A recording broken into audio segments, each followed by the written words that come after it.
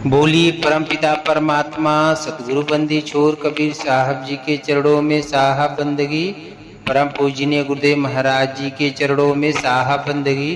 तो बंधुओं, आज हम सतगुरु कबीर साहब के मूल बीजक ग्रंथ से शब्द नंबर 10 का अर्थ बताएंगे। तो बंधुओं, शब्द नंबर 10 का अर्थ आप लोग शुरू से लास्ट तक सुनिएगा तो आप लोग को स्पष्ट हो जाएगा कि साहेब इस शब्द में इस जीव पर क्या कहना चाहते हैं। तो बंधु, इस शब्द का अर्थ शुरू से लेकर अंत तक जब आप लोग सुनेंगे, श्रवण करेंगे तो आप लोग को जीवन धन्य हो जाएगा। और इस सत्संग को, इस वीडियो को लाइक शेयर सब्सक्राइब जरूर करिएगा ताकि हम ज्ञान की, सतगुरु कबीर साहब के ज्ञान की कोई भी वीडियो डालें तो आप लोग तक पहले पहुँचे।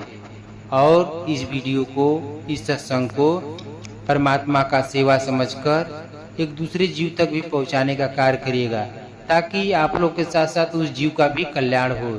सोई हुई आत्मा जाग जाए, जो आत्मा इस संसार में सोई हुई है वो भी जग जाए और परमात्मा का भजन करके अमर लोक देश जाए। तो बंधुओं, आइए हम शब्द नंबर 10 का अर्थ अब बताने जा रहे हैं। साहिब क्या कर रहे हैं शब्द नंबर 10 में? संतो राह दुनो हम दीठा, हिंदू तुरुक हटा नहीं माने, स्वाद सबन के मीठा, हिंदू व्रत एकादशी साधे, दूध सिंगारा सेती, अनकुन त्यागी मन को न हटके, पारस करे सगौती, तुरुक रोजा निवाज गुजारे, बिस्मिल बाग पुकारे, इनकी भिस्ती कहाँ से हुई जो साझे मुर्गी मारे। हिंदू की दया में हर तुर्कन की, दोनों घट से त्यागी, ई हिलाल वही झटका मारे, आग दोनों घर लागे। हिंदू तुरुक की एक राह है, सतगुरु सोई लखाई, कहें कबीर साहब सुनो हो संतो, राम न कहूं खुदाई। तो बंधुओं, साहेब शब्द नंबर 10 में पहली लाइन में क्या कर रहे हैं कि संतो राह दोनों हम दीठा। साहिब कह रहे हैं, हे संतो, मैं हिंदू और मुसलमान दोनों की राह देख रहा हूँ। दोनों की राह ठीक नहीं है, दोनों की जो रास्ता है वो सही नहीं है, जो दोनों की चाल चलन है ये संसार में वो ठीक नहीं है। दोनों का मार्ग जो है, हिंदू का भी मार्ग और मुसलमान का भी मार्ग, ये दोनों मार्ग, ये मार्ग पर जो चल रहे हैं सही नहीं है। उसी को साहिब कर रहे हैं कि संतो राह दोनों हम दीठा, इस दोनों राह को, मुसलमान की भी राह को और हिंदू की भी राह को, दोनों की राह को मैं देख रहा हूँ। दोनों की राह सही नहीं है, सत्य पर ये लोग नहीं चल रहे हैं। फिर साहिब दूसरे लाइन में बता रहे हैं, हिंदू तुरुक हटा नहीं माने, स्वाद सबन के मीठा। साहिब दूसरी लाइन में क्या कर रहे हैं कि हिंदू तुरुक हटा नहीं माने, स्वाद सबन के मीठा। साहिब कह रहे हैं कि हिंदू और मुसलमान अपनी अपनी हट पर लगे हैं, कोई हमारी बात को नहीं मान रहा है, सबको स्वाद ही प्रिय है। साहिब क्या कर रहे हैं कि हिंदू तुरुक हटा नहीं माने, स्वाद सबन के मीठा। न हिंदू मेरी बात को मान रहा है, न मुसलमान मेरी बात को मान रहा है। दोनों लोग अपने हट पर अड़े हुए हैं, कोई हमारी बात को नहीं मान रहा है, सबको स्वाद ही प्रिय है। इसी को साहिब कहते हैं, हिंदू तुरुक हटा नहीं माने, स्वाद सबन के मीठा। हिंदू तीसरी लाइन में साहिब पर है कि हिंदू व्रत एकादशी साधे, दूध सिंघारा सेती। जिस तरह से हिंदू एकादशी का व्रत करते हैं ना, तो दूध और सिंघारा व्रत के समय, दूध और सिंघारा शाम को आहार के समय लेते हैं। जब शाम होता है तो हिंदू लोग जो एकादशी का व्रत करते हैं तो शाम को, जब शाम होता है, सूर्यास्त होता है, तो क्या करते हैं कि संध्या के समय दूध और सिंघारा का मतलब जिससे सेवन करते हैं, आहार में लेते हैं। उसी को साहिब कह रहे हैं कि हिंदू व्रत एकादशी साधे, दूध सिंघारा सेती। इसलिए बंधुओं, उसी को साहिब बता रहे हैं कि हिंदू एकादशी का व्रत करते हैं, दूध और सिंघारा व्रत के समय लेते हैं, आहार में लेते हैं। फिर साहिब आगे बता रहे हैं कि अन्न को न त्यागे, मन को न हटके, अन्न को त्यागे मन को न हटके, पारस करे सगौती। ये लोग क्या करते हैं कि अन्न को तो त्याग देते हैं, लेकिन अपने मन को नहीं त्यागते हैं। अन्न का तो त्याग कर देते हैं, लेकिन अपने मन में जो बुराई है, अपने बुराइयों का त्याग नहीं करते हैं। व्रत के समय अन्न को तो लोग नहीं खाते हैं, त्याग देते हैं, उपवास रख लेते हैं, लेकिन अपने मन की जो बुराई है उसको नहीं निकालते हैं। जो अपने अंदर की जो विकारें हैं उसको समाप्त नहीं करते हैं। जब व्रत खत्म होता है तो लास्ट दिन यानी अंतिम दिन पारण के समय ये जीव क्या करता है, मांस खाता है। पारण जिस दिन इसका पारण होता है उस दिन मांस को सिझाकर खाता है। उसी को साहिब कर रहे हैं कि अन्न को न त्यागे मन को न हटके, पारण करे सगोती। व्रत के समय साहिब कह रहे हैं कि व्रत के समय अन्न को तो नहीं खाते हैं, त्याग देते हैं, लेकिन अपने मन की बुराई को नहीं निकालते हैं, अपने मन की विकारों को, अपने दुर्गुणों को दूर नहीं करते हैं।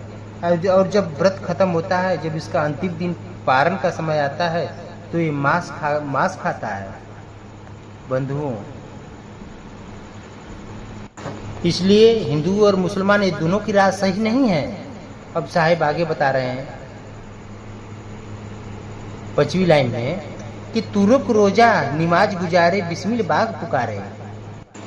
साहिब क्या कर रहे हैं कि तुरुक रोजा नमाज गुजारे बिस्मिल बाग पुकारे। जिस तरह से मुसलमान होते हैं 30 दिन में प्रतिदिन 5 बार रोजा पढ़ते हैं।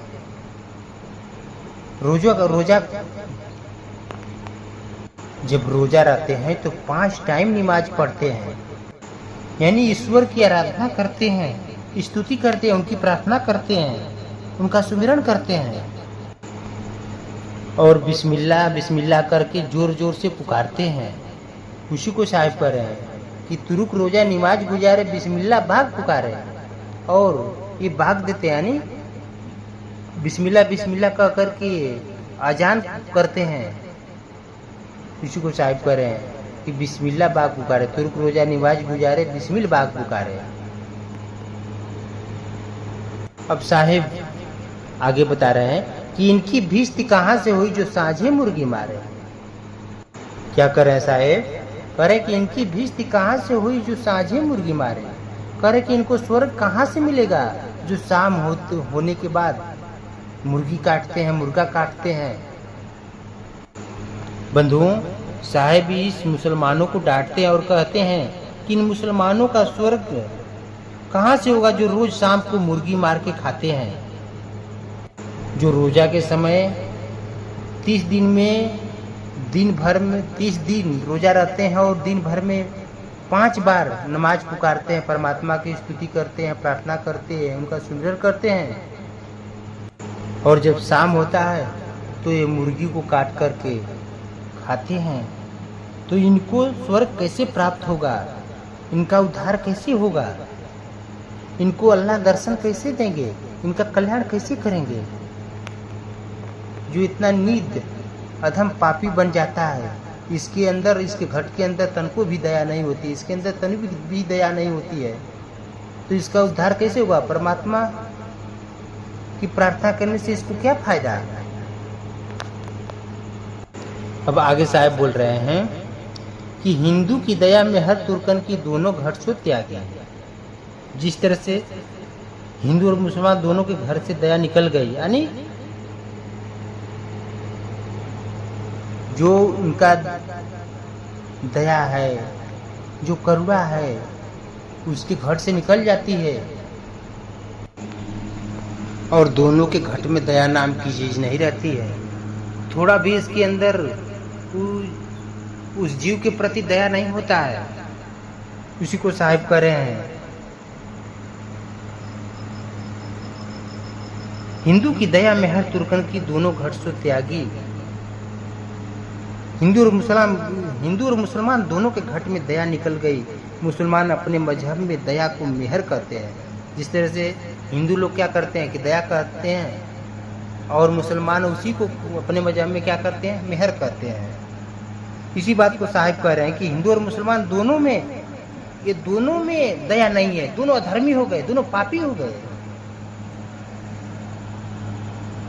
दोनों अपने घट से इस दया को त्याग दिए और पापी बन गए और जीव का वध करके उसी को शाम को अपने रोजा में शाम को सींच करके खाते हैं, पका करके खाते हैं, दोनों पापी बन गए। हिंदू भी जब अपने व्रत का जब पारण करता है तो शाम को लास्ट दिन मांस का सींच करके खाता है। इसी तरह से मुसलमान भी एक कार्य करते हैं। तो दोनों के अंदर जब दया नहीं है तो इनका कल्याण कैसे होगा? दोनों अधर्मी हो गए। ये दोनों लोग के अंदर दया नाम की चीज निकल गई। जो इन लोग के अंदर दया निकल गई है तो ये जीव को स्वर्ग कहाँ से होगा, माने उसका कल्याण कहाँ से होगा? फिर साहब आगे बता रहे हैं, ई हलाल वे झटका मारे। साहब कह रहे हैं 8वीं लाइन में कि ई हलाल वे झटका मारे आग दोनों घर लागे। जिस तरह से मुसलमान जो होते हैं हलाल करते हैं, किसी भी जीव का जब काटते हैं, वध करते हैं तो उसको हलाल करते हैं, यानी हलाल का मतलब उसको धीरे धीरे रेतते हैं। और हिंदू क्या करता है, उसको झट से ये कई बार में उसको उसके धड़ को अलग करना चाहता है, मतलब अलग कर देता है, मतलब ये सोचता है। उसी को साहब कहते हैं कि ई हलाल वही झटका मारे आग दोनों घर लागी। लेकिन ये दोनों के अंदर दया नाम की चीज नहीं है। दोनों के घट में मतलब दोनों को आग लगी हुई है। मुसलमान के अंदर भी आग लगी हुई है और हिंदू के अंदर भी आग लगी हुई है। उसी को साहब कहते हैं कि ई हलाल वही झटका मारे आग दोनों घर लागे।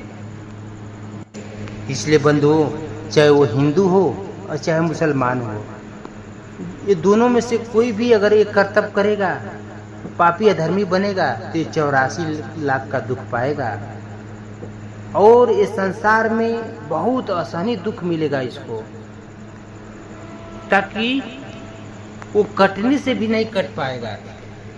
जो ऐसे पापी अधर्मी होता है उसको संत लोग और परमात्मा भी इसके दुख को नहीं काट पाते हैं, वो भी छोड़ देते हैं कि जाओ भोगो, जैसा करोगे वैसे पाओगे। इसलिए बंधुओं, ये दोनों अगर पापी बन जाता है तो 84 का दुख असहनीय भोगता है। फिर आगे साहब बोल रहे हैं, हिंदू तुरु की एक राह है सतगुरु सोही लखाई। साहब कह रहे हैं कि चाहे वो हिंदू हो चाहे मुसलमान हो, चाहे हिंदू हो चाहे मुसलमान हो, दोनों की राह एक है।